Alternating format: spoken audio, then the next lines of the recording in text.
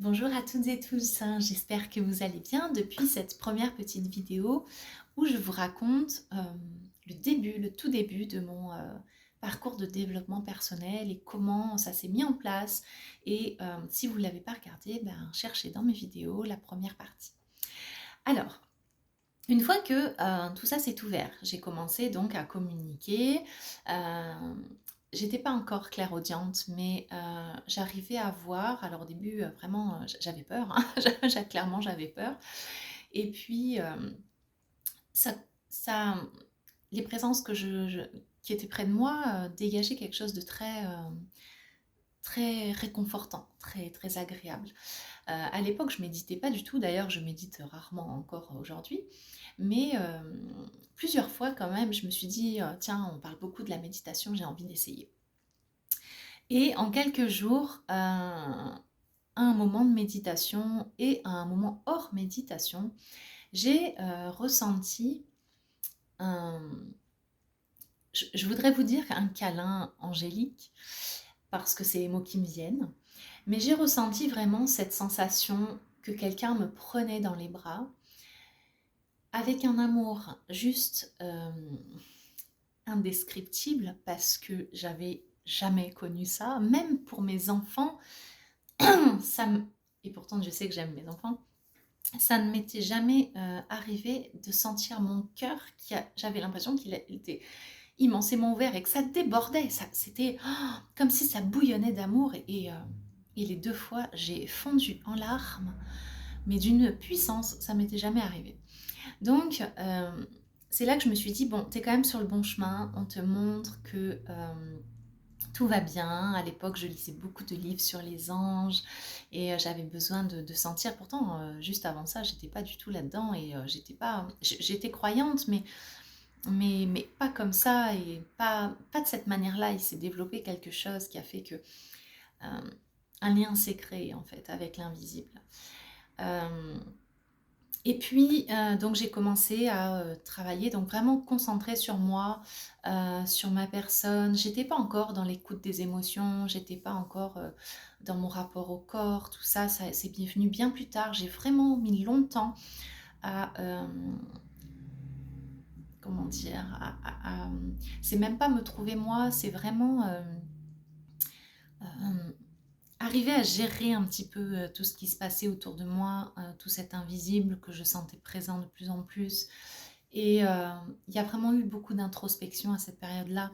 Et j'ai beaucoup lu, mais sans forcément vraiment appliquer les choses. J'ai beaucoup lu, mais la compréhension est venue quand même quelques années plus tard. Euh, je suis tombée enceinte de mon quatrième petit bout. Alors, c'était pas prévu du tout. C'était un petit bonus, une petite surprise. On s'y attendait pas. Et cette grossesse a été très compliquée, parce que mon corps rejeté entre guillemets dans le sens où j'étais pas prête parce que en vrai, pour moi c'était terminé et, et j'avais fait le deuil des grossesses. Donc quand il est arrivé, j'ai passé 8 mois quand même très malade, hein, très fatiguée, très compliquée. Mais j'ai aussi passé 8 mois à prendre conscience que cette âme qui allait s'incarner était déjà près de moi régulièrement. Donc le soir, je parlais avec et je sentais sa présence. Et puis je communiquais, on jouait déjà, on avait un lien très particulier dans mon ventre. Et le jour de sa naissance, c'était vraiment une retrouvaille, vraiment. Et je me suis dit, bon, c'est ok, voilà, il vient, il nous a choisis, c'est pour une bonne raison, même si ça a été très compliqué pour moi, je me suis beaucoup pardonnée, je lui ai pardonné cette petite intrusion, c'est comme ça que je l'ai ressenti, hein, bien sûr, mais je savais qu'on avait un parcours à faire ensemble. Bon, bref. Et puis j'ai continué, et là tout s'est assez vite enchaîné. J'ai eu une période de très grosse fatigue et j'ai rencontré la bonne personne qui m'a donc appris que j'avais une entité sur moi. Alors à l'époque, j'étais pas trop là-dedans non plus. Donc cette personne-là m'a enlevé l'entité et puis 15 jours plus tard, je ressens la chute très très grosse fatigue, des vertiges. Donc je recontacte la personne, deuxième entité, ok. Donc il fait le nettoyage, il fait le nécessaire. Et puis ça m'a beaucoup parlé en fait, ce processus-là m'a donné envie d'expérimenter aussi et d'aider les entités à passer. Donc je l'avais fait une fois, une seule fois et c'était quelques années auparavant.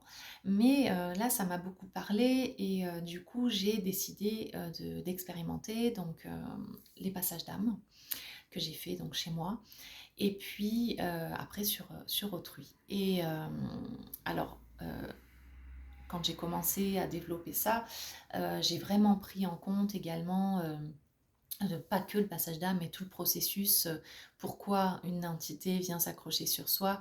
Et moi, on m'avait enlevé une entité et une autre était revenue, c'est qu'il y avait une faille quelque part, c'est que quelque chose n'avait pas été correctement fait. Donc j'ai beaucoup étudié sur cette problématique-là.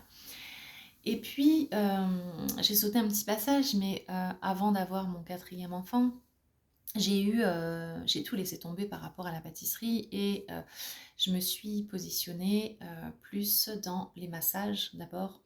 Donc j'ai fait des formations massages qui m'ont apporté sur le moment énormément parce que j'avais besoin de la reconnexion au corps d'une autre personne, le toucher, tout ça. Mais j'ai quasiment jamais exercé en massage parce que c'était pas ça que je devais faire. C'était vraiment juste une petite, comment dire, la petite reconnexion avec la personne en elle-même. Et après, je me suis dirigée vers une formation en soins énergétiques.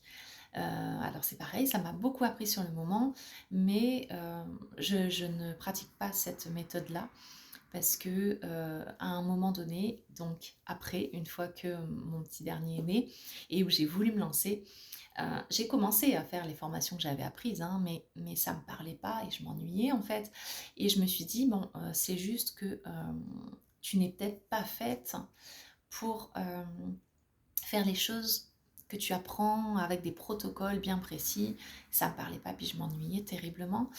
Et donc j'ai commencé à créer mes propres techniques. Sauf que quand on crée ses propres techniques en piochant des fois des choses à droite à gauche qui nous parlent vraiment et en rajoutant sa patte, on ne se sent pas légitime du tout parce que on n'a pas de diplôme, parce que moi en l'occurrence je manque beaucoup de confiance en moi. Donc ça a été vraiment un sentiment, il m'a fallu longtemps avant de pouvoir commencer à partager ça à d'autres personnes parce que j'avais vraiment l'impression d'être un imposteur.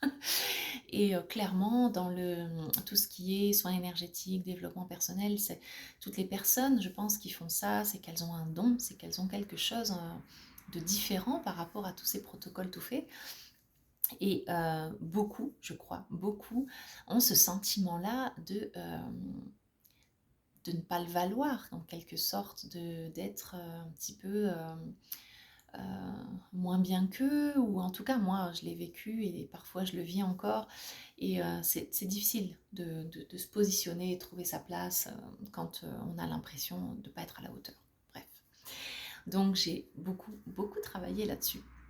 Et puis, depuis quelques années, donc mon petit dernier a 6 ans et demi, donc depuis quelques années, tout s'est très très vite enchaîné en fait, comme si je savais là où je devais aller guérir, là où je devais prendre soin de moi, là où je devais, voilà, je devais m'écouter. Euh, donc j'ai commencé à écouter mes émotions, à prendre vraiment conscience que je me cachais derrière une personne que je n'étais pas, à prendre conscience de mes blessures les plus profondes, et de fil en aiguille, voilà, de faire vraiment un travail sur soi beaucoup plus approfondi, euh, qui ne s'arrête pas en fait, parce que c'est constant en fait, le travail sur soi, de s'écouter, c'est constamment pour pouvoir justement, voilà, avancer, évoluer, comme ça nous appelle en fait, parce que c'est pas